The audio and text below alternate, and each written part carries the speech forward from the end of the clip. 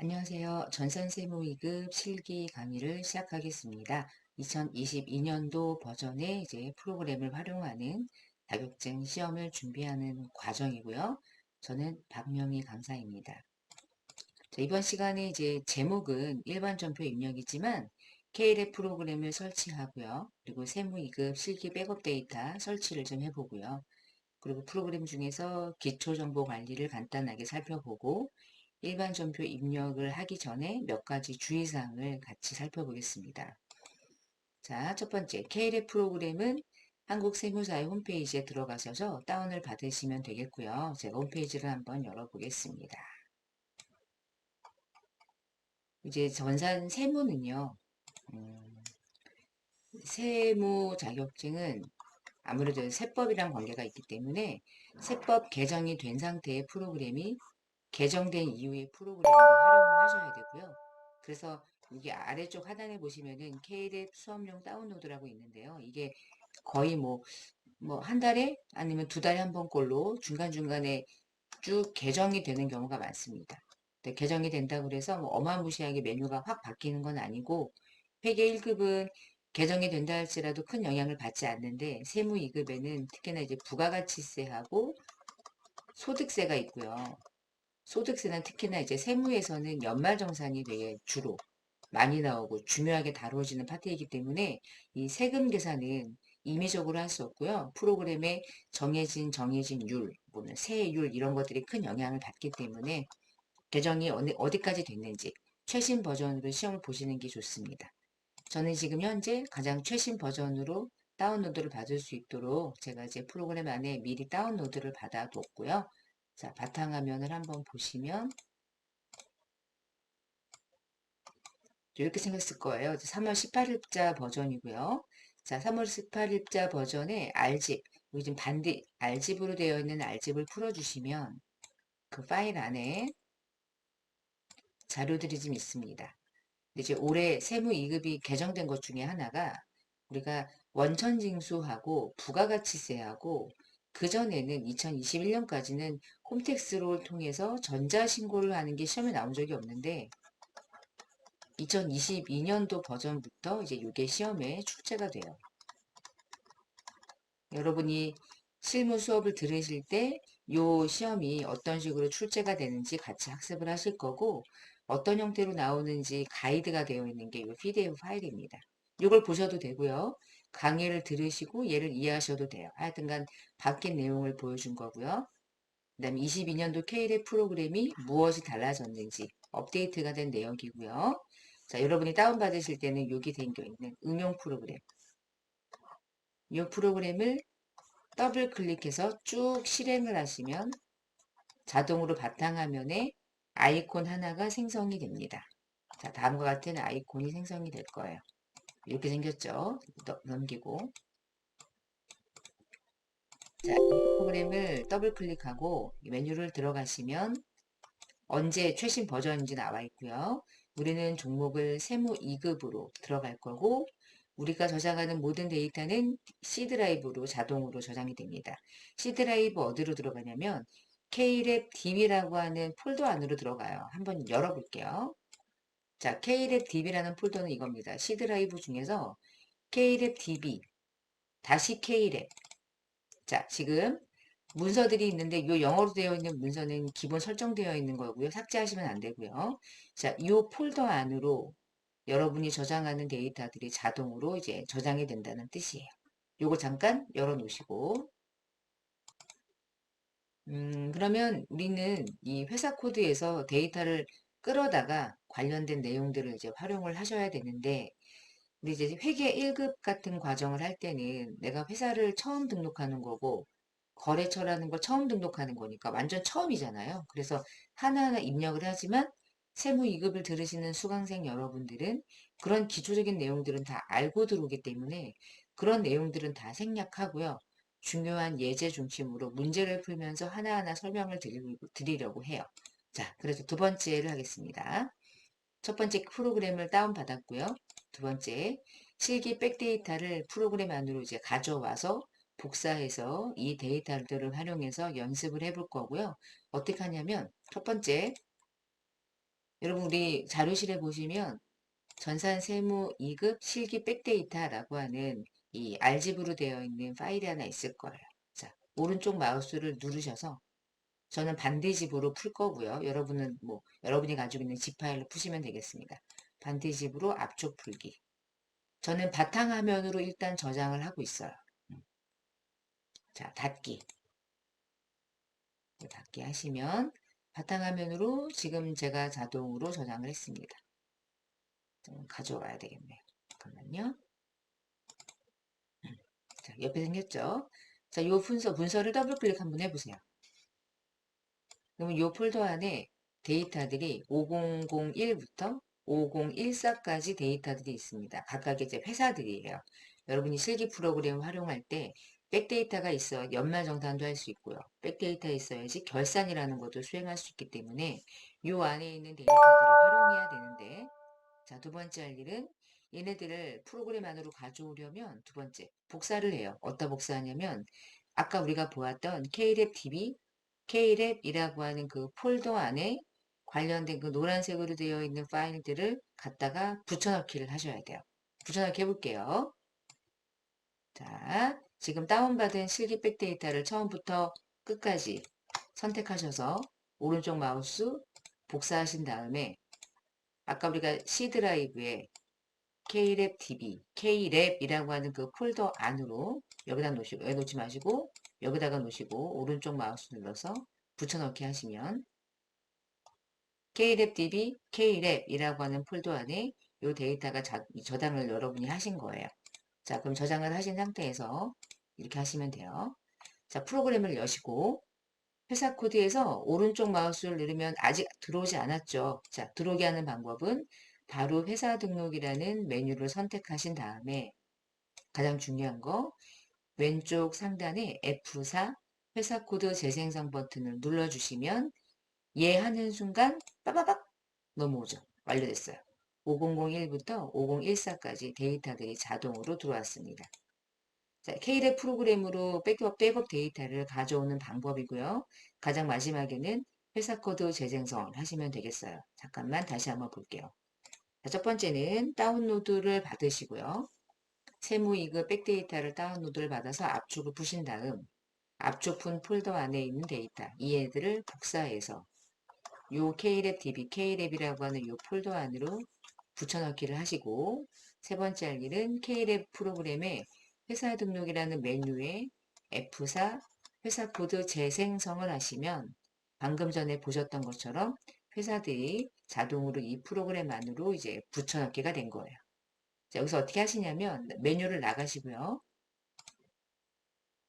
그러면 회사 코드 오른쪽에 아이콘 누르시면 이제 내가 가고자 하는 회사들이 자동으로 정렬돼서 조회가 되죠.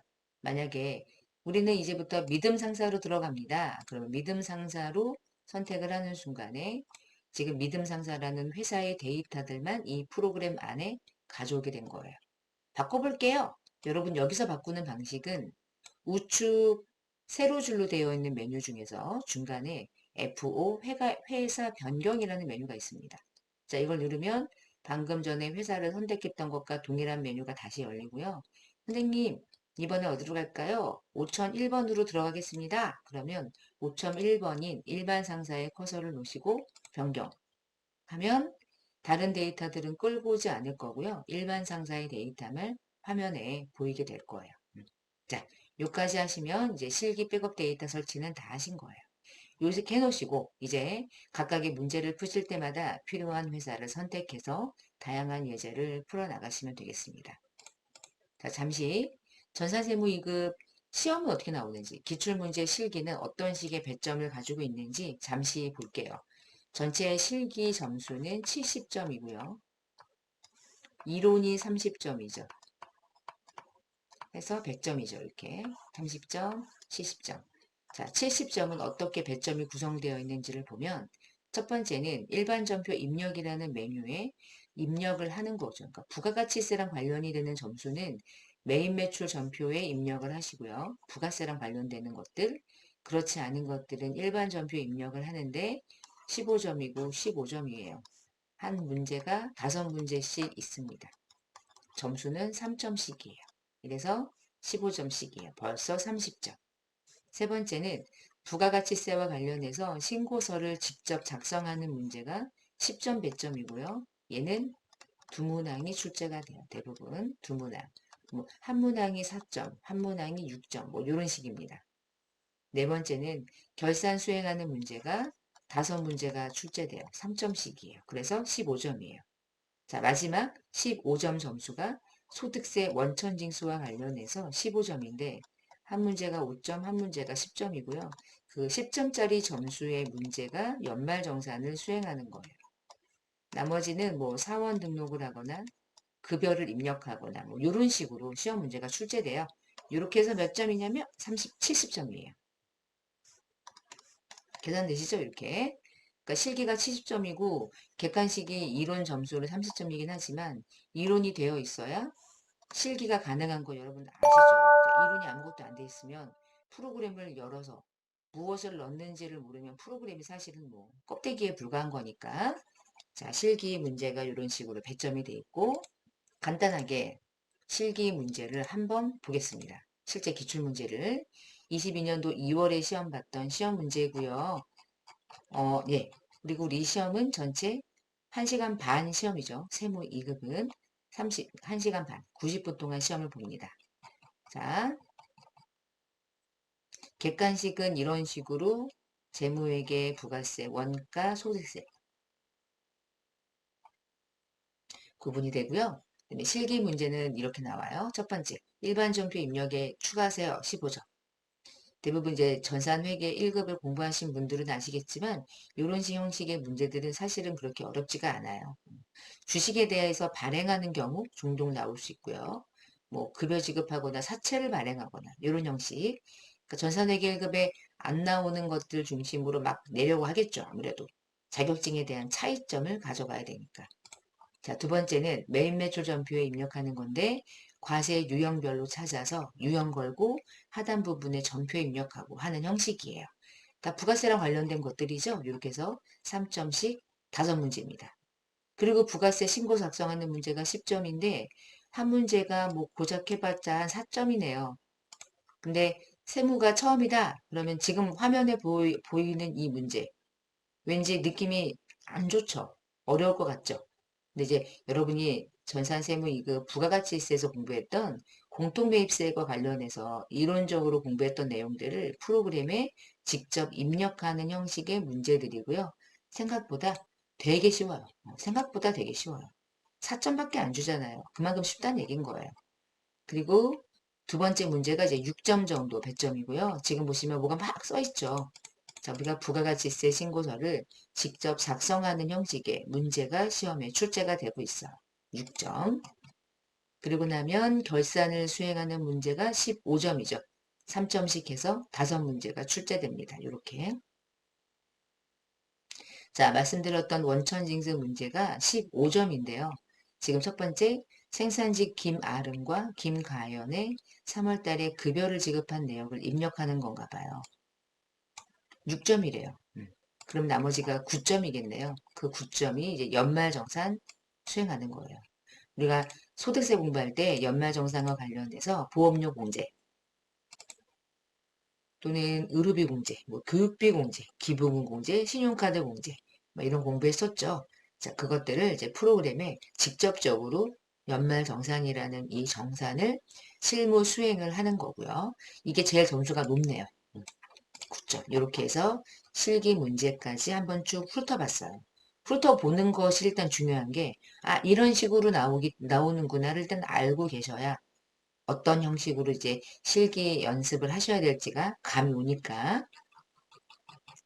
자, 우리는 이번 시간에 이제 일반 전표 입력에 대한 얘기를 좀 하려고 하는데, 여러분 전산세무 2급을 공부하시는 대부분의 학생분들은 회계를 아예 모르거나 전표 입력을 한 번도 안 해봤거나 이런 경우는 거의 없어요. 그래서 대부분 이 자격증 강의를 처음에 스타트할 때는 회계 1급은 땄거나 아니면 회계 1급이라는 걸 공부한 경험이 있거나가 전제입니다.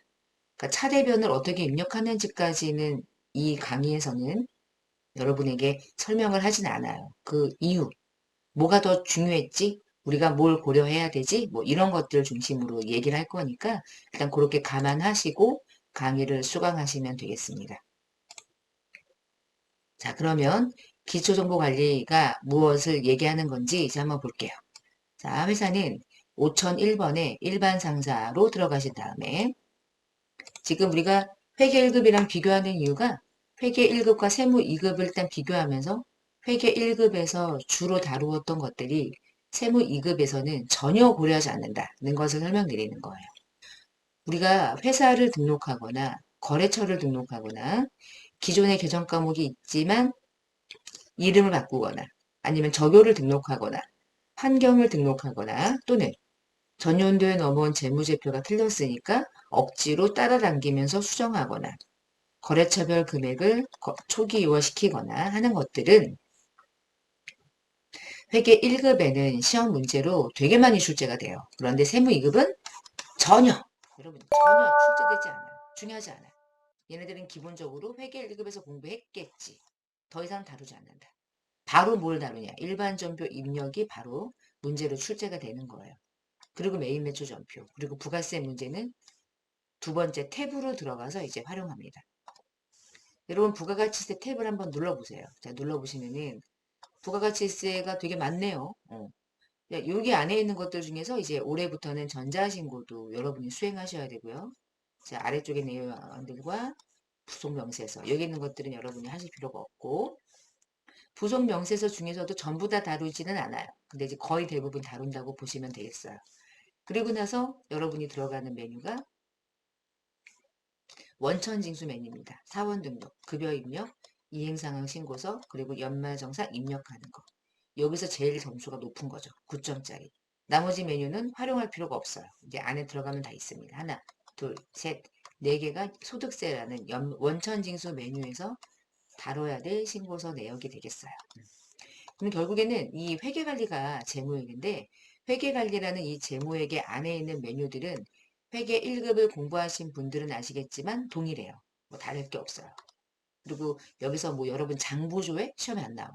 장부조회를 왜 내? 여기서 결산자료 입력 중요하고요. 당기분 재무제표 마감하는 건 뭐 중요할 수 있어요. 필요 없고요. 필요 없고요. 자, 필요 없어요. 필요 없어요. 다 제껴요.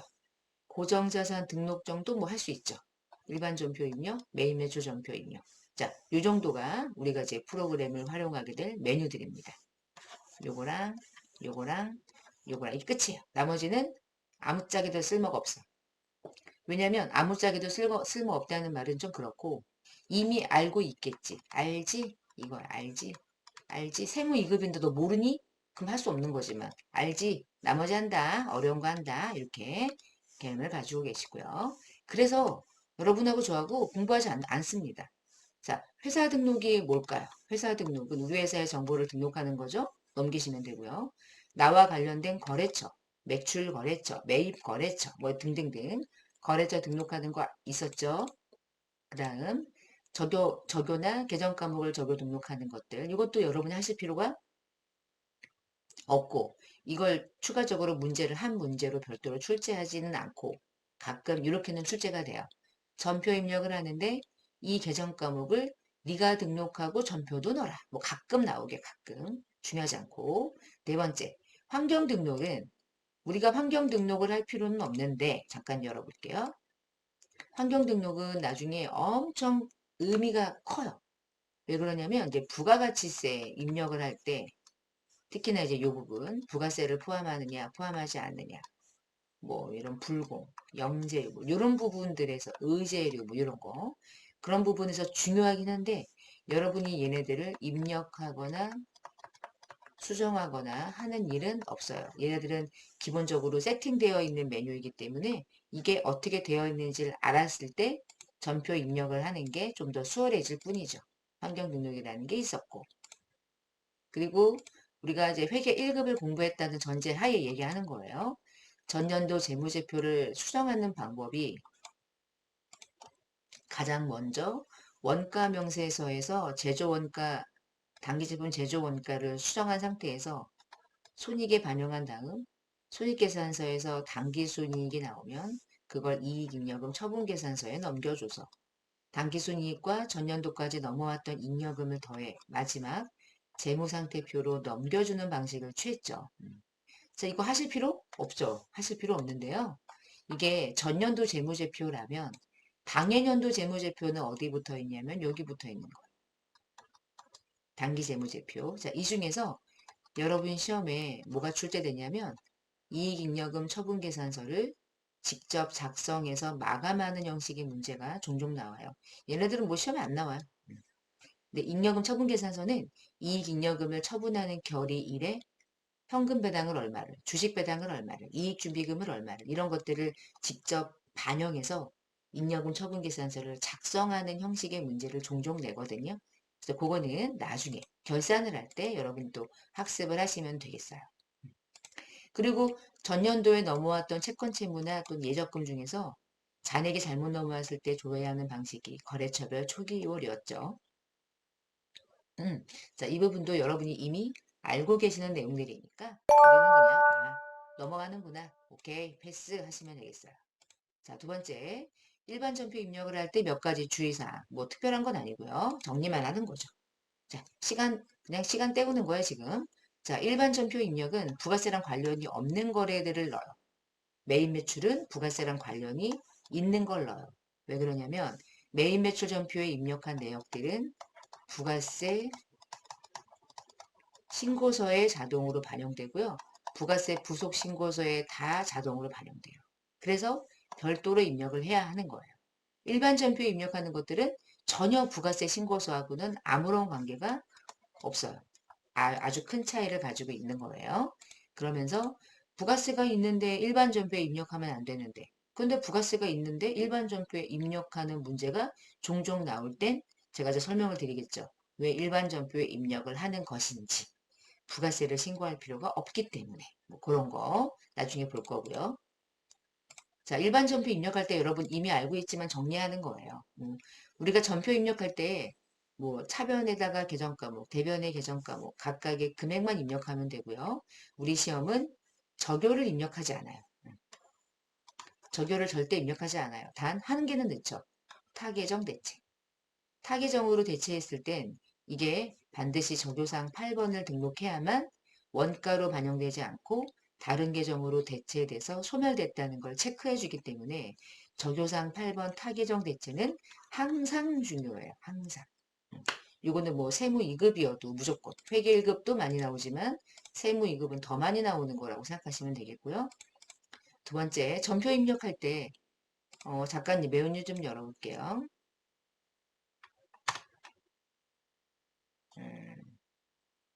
음, 여기서 이거 좀 설명드릴게요. 이게 변경이라고 있는데 변경을 누르면 3월 20일 이렇게 들어가는 거고요. 한 번 더 변경을 누르면 3월부터 3월까지를 보는 거예요. 그러니까 기간 이 안에 들어가는 방법인 거죠. 근데 우리는 월일로 들어가는 게 좋잖아요. 그렇죠? 월일로 이렇게 들어가서 볼게요. 우리가 전표를 입력할 때 아래쪽 하단에 보시면 출금 전표는 1번. 그쵸? 여기 이거 뭐니? 출금 전표 1번, 입금 전표 2번, 차변은 3번, 4번은 대변, 결산할 때 차변이면 5번, 결산할 때 6번, 결산할 때 대변이면 6번 이렇게 나와 있죠. 자, 이 중에 여러분 요것만 쓰면 되잖아, 사실. 꼭 출금 써야 되냐? 꼭 입금 써야 되냐? 결산할 때는 결산 차변, 결산 대변을 꼭 써야 되냐? 아니요? 얘만 쓰면 되죠. 그러니까 뭐 분개할 때 구분이라는 게 있더라. 일반 전표는 입금 전표도 있고 출금도 있고 대차도 있고 결차 결대도 있는데 우리는 대체적으로 차변과 대변을 입력하는 방식으로 하면 되겠죠. 꼭 출금 전표니까 출금 전표 쓸 거야 라고 하실 필요는 없어요. 그 다음에 전표 입력할 때 예를 들어 여기 수수료 비용을 조회했으니까 저도 여기다가 수수료 비용을 한번 조회해 볼게요. 끝까지. 네, 이렇게 수수료 비용이 코드가 많죠. 제조 원가도 뜨고 판관비도 뜨고 그냥 똑같은 이름으로 수수료 비용이 한 번 더 뜨는 이유는 얘가 영업의 비용으로 분류되는 게 유일하게 있고 요 900번대 영업의 비용으로 분류되는 이 수수료 비용은 뭐 할 때 하는 거였죠? 단기매매증권 취득 시 수수료일 때 유일무이 한 번 쓰는 계정 과목이 요 900번대였고 나머지는 500번대 아니면 800번대죠. 그리고 우리는 600, 700번 코드는 쓰질 않아. 뜰 뿐이야. 조회가 되지만 우리는 못 본 척하고 가는 거야. 그래서 제조에 들어간 원가들은 제조 원가. 판관비와 관련된 거는 800번대, 나머지는 900번대. 이렇게 구분하는 것도 또 한번 기억을 좀 해주세요. 코드 구분하는 거. 600과 700 코드는 우리가 사용하지 않는 것들 한번 정리하시고, 두 번째, 거래처를 입력할 때 거래처는 코드를 넣어야죠. 이제 방금 전에 우리가 화면에 보시면 그쵸, 이렇게 해야 되는 거야. 외상 매입금을 입력할 땐 반드시 코드를 넣어야 돼. 이름만 넣으면 빵점 처리되죠. 자, 지금 화면에 당좌예금에다가도 은행명을 걸었는데 당좌예금에 은행명이 걸려 있는 건 걸고 싶어서 걸은 거고 예금에다가 은행이라는 거래처를 걸고 자시고는 시험에선 상관이 없죠. 그래서 빈칸으로 가도 되고요. 지금 이제 입력된 예제를 보면 적요상이 뭐라고 적어놨지만 필요 없죠. 채권과 채무에는 거래처를 반드시 코드로 걸고 나머지는 안 걸어도 그만이고 금액을 넣고 저조도 타계정이 아니면 입력하지 않았죠. 그런 것들이 있었고요.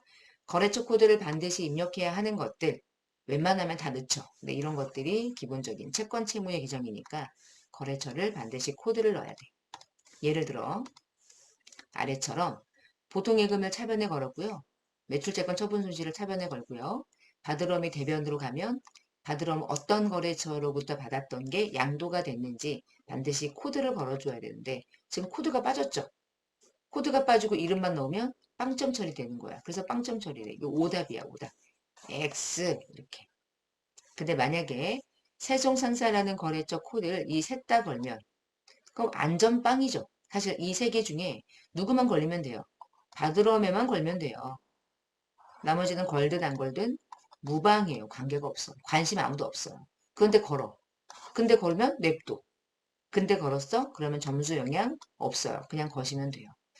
거래처 코드는 반드시 입력해야 되는 채권 채무에만 입력하면 돼요. 굳이 입력하지 말라는데 뭐로 시간 낭비하면서 코드까지 조회하면서 뭐 조회할 일이 많지 않겠죠. 그렇지만 걸어도 된다는 뜻이에요. 이거는 동그라미 이렇게 입력하면 X 이렇게 해서 어유 잘했어 동그라미 안 걸어도 되는데 걸었어? 힘들었겠다. 안 봐. 난 너만 본다. 너만 보인다. 너만 본다. 얘만 보는 거야. 자, 그 다음에 다음 장. 일반 전표 입력을 할 때 또 주의사항이 우리가 이제 외상매출금이나 받으럼에 대한 채권을 차감하는 충당금, 건물이나 비품, 기계장치 등에 대한 누계 이런 것들은 반드시 관련 자산의 차감 계정을 써야죠. 그래서 이런 거죠. 뭐. 대손충당금은 많아. 그렇지만 옆에 참고사항을 봐야 돼. 외상매출금의 충당금은 예구나.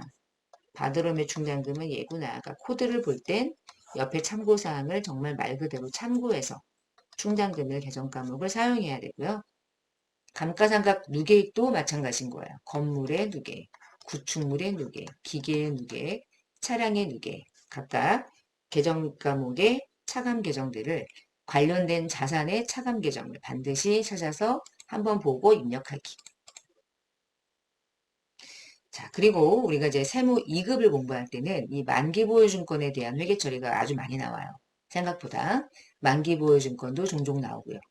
자, 이때 만기보유증권과 매도가는 증권의 계정 과목이 똑같은 이름으로 코드가 두 개가 있는데 미리 앞에서 얘기는 했었지만 이 이유는 유동과 비유동을 구분하기 위했던 거예요. 그래서 1, 2, 3이고 178이다. 느낌이 오죠? 순서는 유동이 빠르고 그 다음에 비유동이기 때문에 장기면 178이고 단기면 1, 2, 3이야. 동일해요. 단기니 그러면 1, 2, 4 유동 181이야 그러면 비유동 비유동 얘는 유동 이런 거죠. 유동이니 이거 비유동이니 너구나 이렇게 가는 거예요. 얘 똑같아. 유동이니 비유동이니. 그래서 코드가 같아도 아니 이름이 같아도 코드를 보면서 계정 과목을 찾으셔야 되고요. 아까 얘기한 것처럼 입금전표나 출금전표는 현금이 자동으로 차변에도 걸리고 대변에도 걸리지만 굳이 그걸 쓰지 않고 차변이라는 3번과 대변이라는 4번을 내가 직접 계정 과목을 넣어서 입력하더라도 전혀 점수하고는 무방하고요. 수험자가 어떤 전표를 쓸 것이냐는 본인이 선택하시면 돼요. 저는 이제부터 일반 전표 입력을 여러분이랑 같이 연습할 때 대부분 입력하는 방식은 차변과 대변을 냅니다. 한 번에 붕괴가 내 손으로 입력하고 내 눈으로 확인하기 위해서. 그래서 입금 전표, 출금 전표를 쓰는 경우도 저는 대부분 차변과 대변으로 전표 입력을 하는 연습을 하려고 하니까 그 부분은 좀 참고를 해주시면 좋겠습니다. 자, 이번 시간 이렇게 해서 OT를 겸해서 우리가 회계 1급에서 이미 익숙하게 알고 있던 내용들을 일반 전표 입력 바로 연습 문제를 풀기 전에 같이 한번 정리하는 시간을 가졌어요.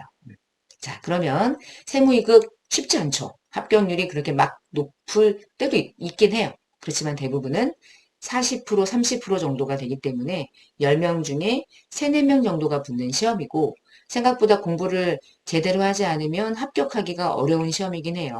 난이도는 높은 편이니까. 자, 지금 조금 천천히 공부해 나가서 올해 반드시 세무 2급 자격증을 취득한다 라는 생각으로 강의를 수강하시고 저도 여러분이 꼭 취득할 수 있도록 열심히 또 지식들을 잘 전달해 보도록 하겠습니다. 자, 이번 시간은 또 이렇게 마치고요. 다음 시간에 뵙겠습니다. 감사합니다.